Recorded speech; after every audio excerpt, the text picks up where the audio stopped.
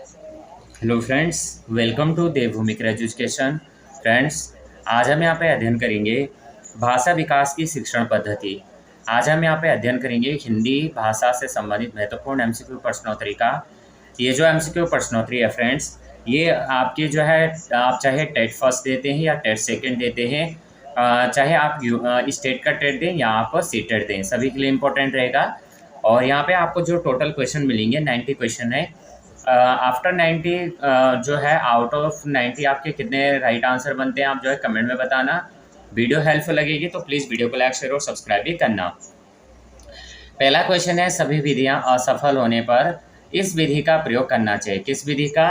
उद्बोध विधि, स्पष्टीकरण विधि, प्रवचन विधि या इनमें से कोई नहीं।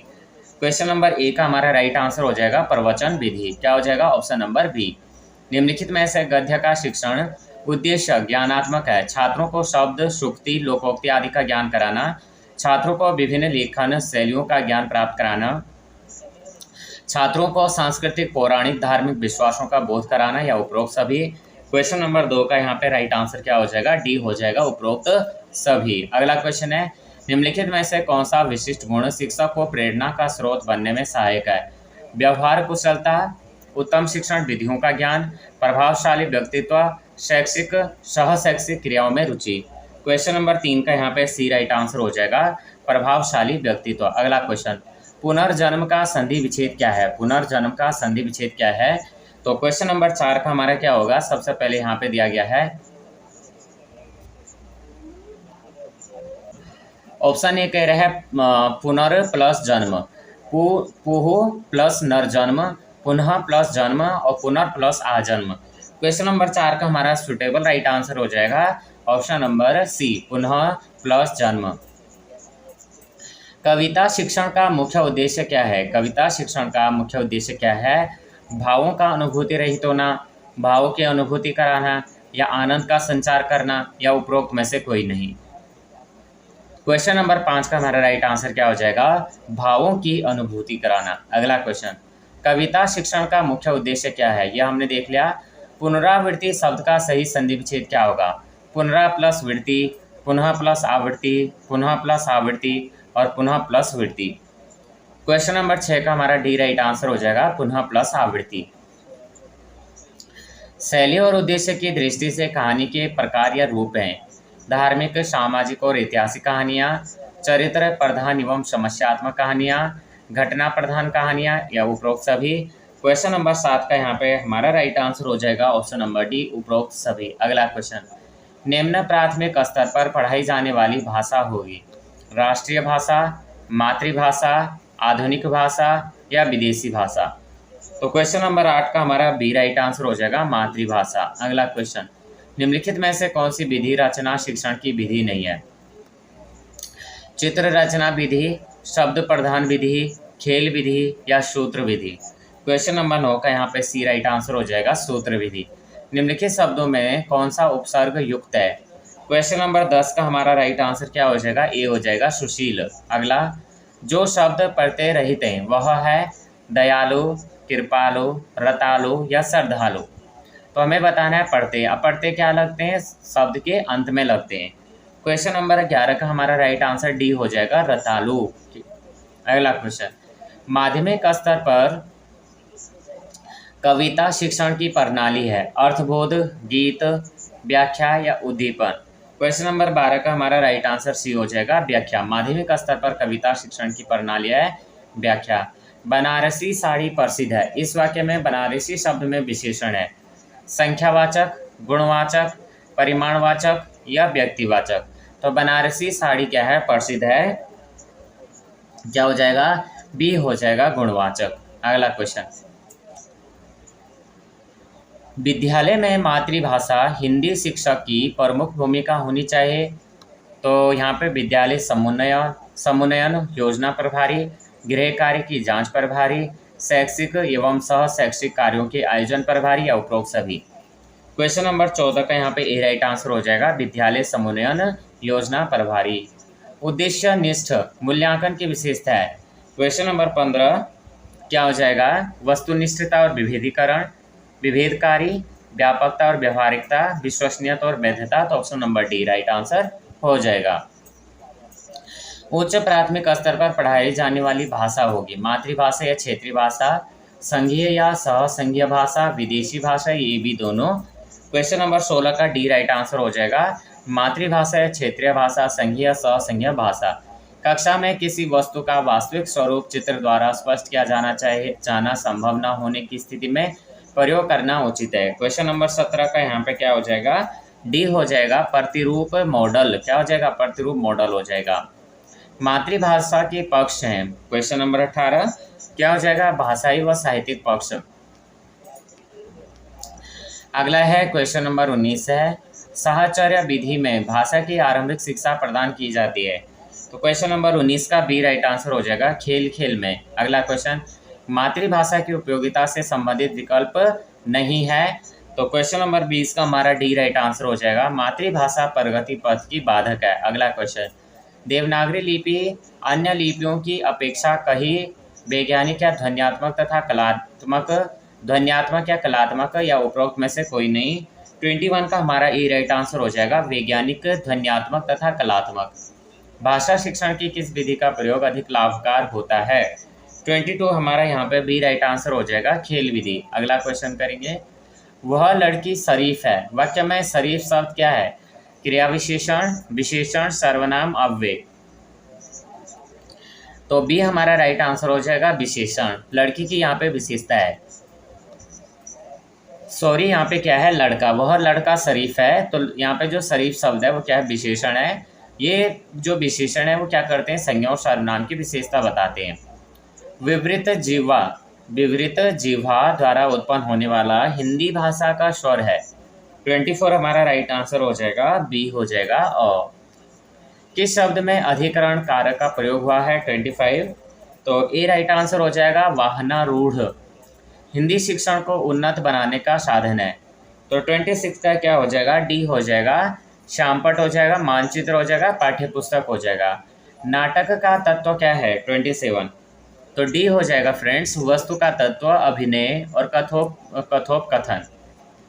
निम्नलिखित में मंत्रणा और तर्क विधियों को सम्मिलित रूप क्या है 28 में बी राइट आंसर हो जाएगा स्वाध्याय विधि।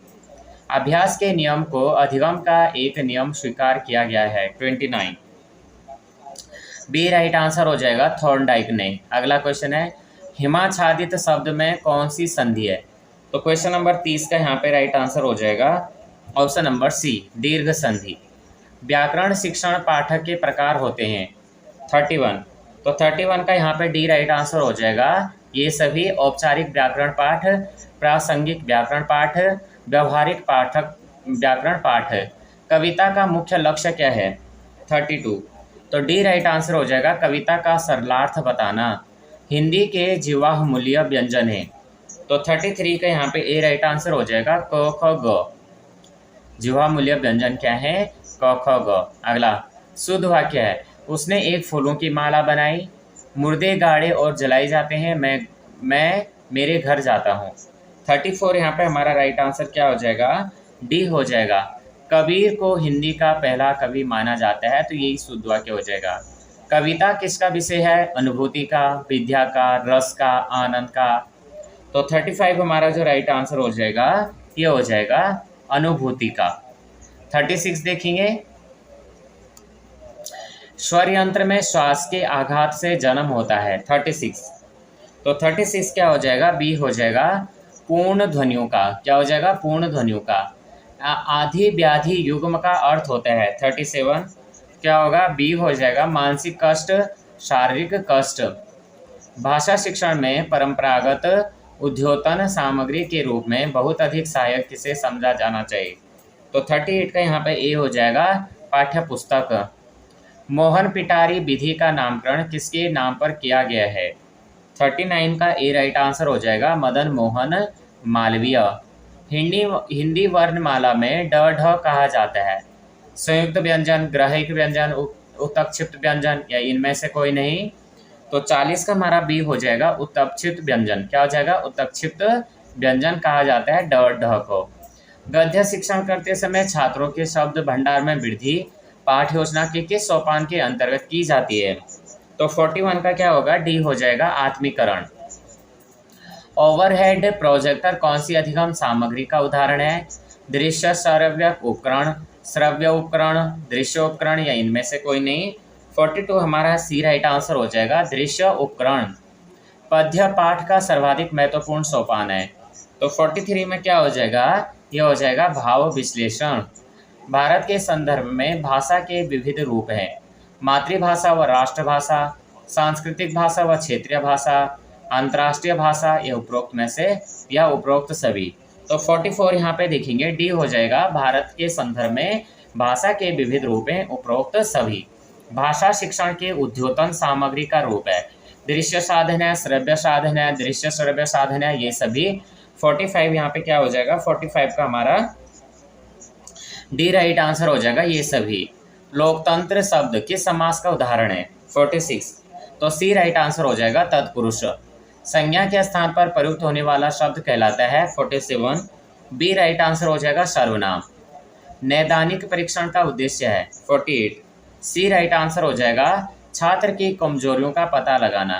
प्रवचन विधि का उदाहरण है? 49, डी राइट आंसर हो जाएगा, ए तथा बी, यानी प्रवचन क्या हो जाएगा? प्रवचन विधि का उदाहरण हो जाएगा पर्यायवाची शब्दों का और समानार्थी शब्दों का। अगला क्वेश्चन, यदि बालक में अक्षरों एवं शब्दों के सही आकार, क्रम तथा अक्षरों और शब्दों के बीच की दूरी में सही अंतर को समझने की योग्यता का विकास करना है, तो बालक को कौन कौन सी दक्षता का प्रशिक्षण करना चाहिए या देना चाहिए? तो सुनने संबंधी दक्षता का प्रशिक्षण, बोलने संबंधी दक्षता का प्रशिक्षण, लिखने संबंधी दक्षता का प्रशिक्षण, व्यावहारिक व्याकरण का प्रशिक्षण। तो 50 का हमारा सी राइट आंसर हो जाएगा, लिखने संबंधी दक्षता का प्रशिक्षण। विद्वान का स्त्रीलिंग क्या होगा, ये हमें बताना है। विदुषी होगा, कवित्री होगा, लेखिका होगा। तो 51 हमारा ए राइट आंसर हो जाएगा, विदुषी। हस्तलिखित पद जिसका समास उदाहरण है वह है, तो 52 क्या है यहाँ पे? बी हो जाएगा, तत्पुरुष। व्यावहारिक शब्द में प्रत्यय प्रयोग किया गया है, व्यावहारिक शब्द में कौन सा प्रत्यय लगाया गया है? अब यहाँ पे आप देख रहे होंगे र में कौन सी मात्रा है? छोटी की मात्रा, तो क्या बना? व्यावहारिक एक आया, तो यानी ऑप्शन नंबर ए यहाँ पे राइट आंसर हो जाएगा। अगला क्वेश्चन देखेंगे, हिंदी वर्णमाला के दो शब्दों के अथवा दो वाक्यों अथवा दो उपवाक्यों के मध्य थोड़ा रुकने की प्रक्रिया का नाम क्या है? 54 यहाँ पे क्या हो जाएगा? ए हो जाएगा, विवृति। निम्नलिखित में से रचनात्मक शिक्षण की विधि नहीं है, तो 55 क्या हो जाएगा? डी हो जाएगा, भाषा संसर्ग विधि। स्वर को हिंदी वर्णमाला में परिभाषित करते हैं, ऐसी ध्वनियाँ जो स्वतंत्र रूप से स्वयं उच्चारित हो, ऐसी ध्वनियाँ जो स्वर की सहायता से उच्चारित की जाती हैं। तो 56 हमारा क्या हो जाएगा? ए हो जाएगा, ऐसी ध्वनियाँ जो स्वतंत्र रूप से स्वर उच्चारित की जाती है।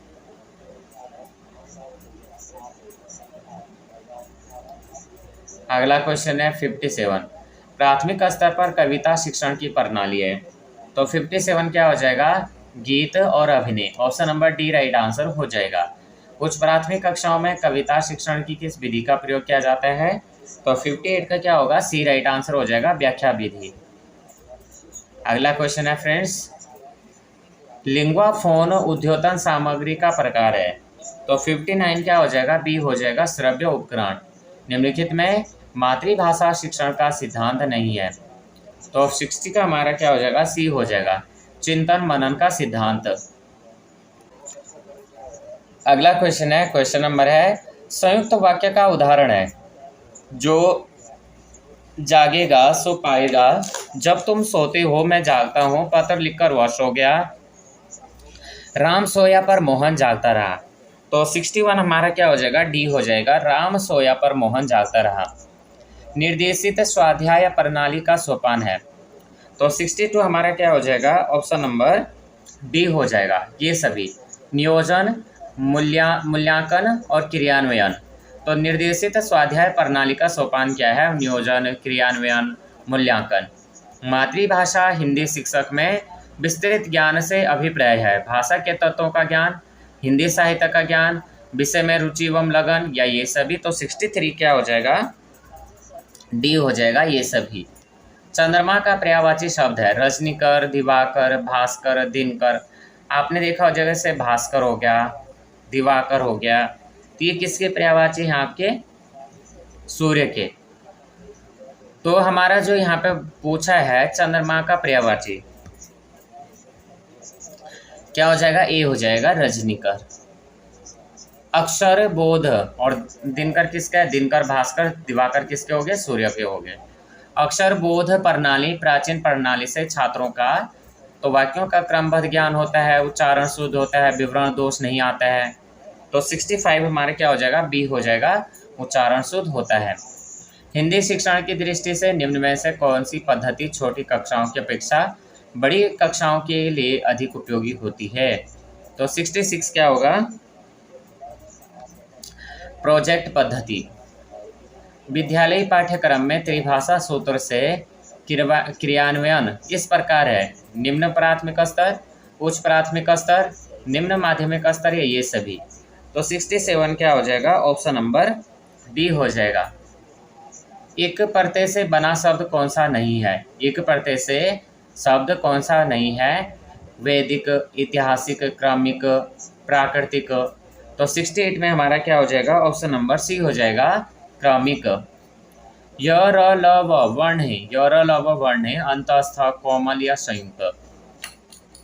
तो 69 में हमारा क्या हो जाएगा? ए हो जाएगा, अंतस्थ व्यंजन।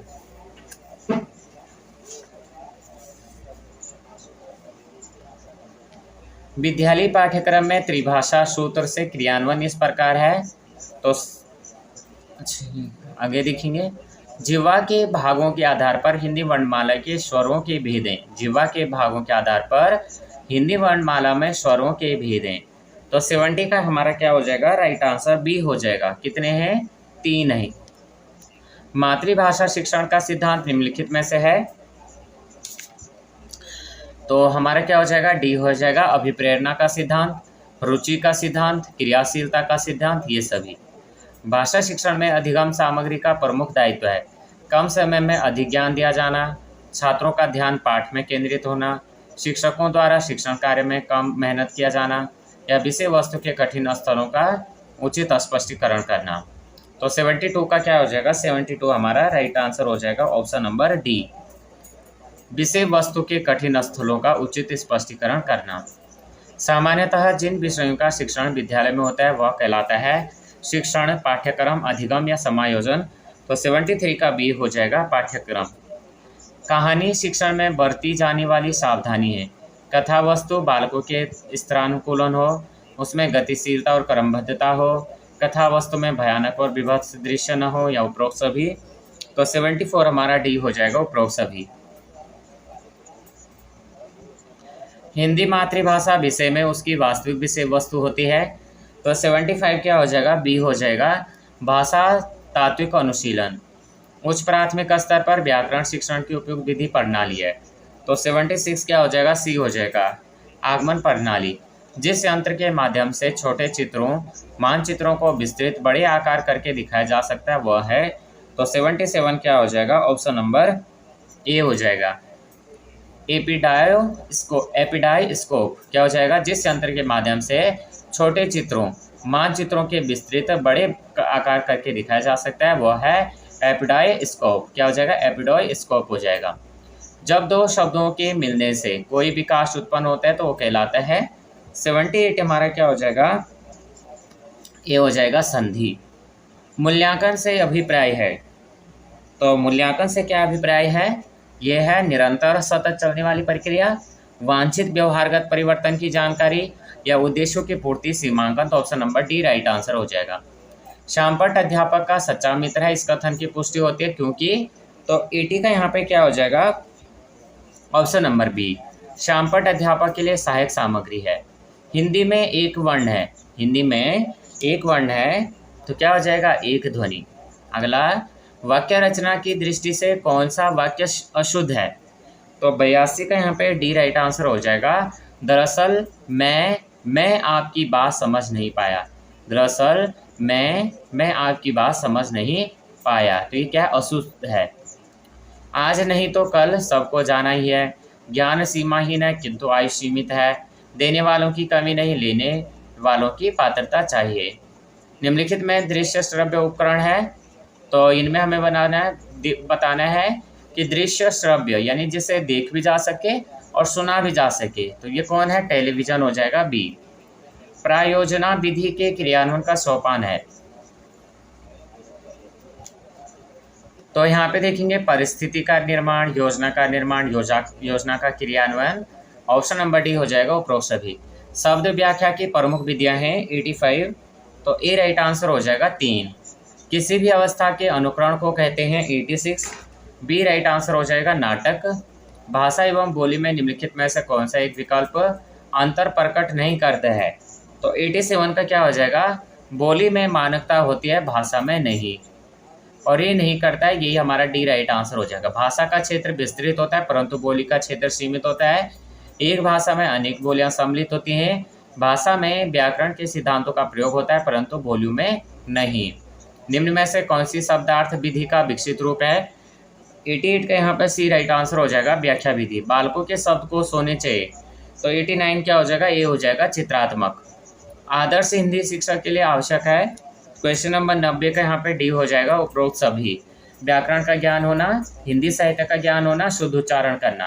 तो आदर्श हिंदी शिक्षा के लिए आवश्यक क्या है? ये तीनों, यानी व्याकरण का ज्ञान भी होना चाहिए, हिंदी साहित्य का ज्ञान भी होना चाहिए और शुद्ध उच्चारण भी होना चाहिए।